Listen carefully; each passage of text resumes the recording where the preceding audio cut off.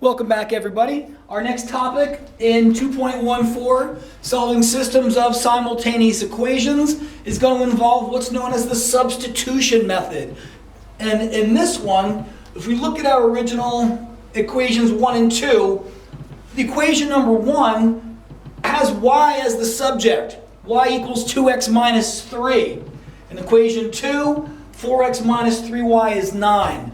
If you have one of the equations with one of the variables as the subject, what you can then do is substitute that value into the other equation, thus allowing us to solve for that one variable. So what I did with equation 1, y is equal to 2x minus 3. What I do is I replace the value of y in equation 2 with this value from equation 1. So I'm going to replace this y with what this y is equal to. And that's what this says. In equation 1, y is equal to 2x minus 3.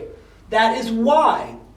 What you're doing is you're taking this value of y and putting it into that value of y, substituting one for another. And the reason why this works is because this y is equal to something using x.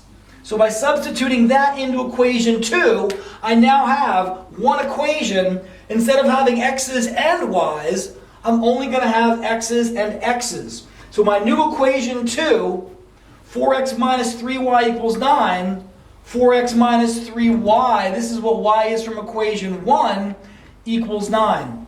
So get rid of the brackets. Minus 3 times 2x is my minus 6x. Negative 3 times negative 3 gives me plus 9, which is equal to 9, equal to 9. So combining like terms, 4x minus 6x gives me negative 2x.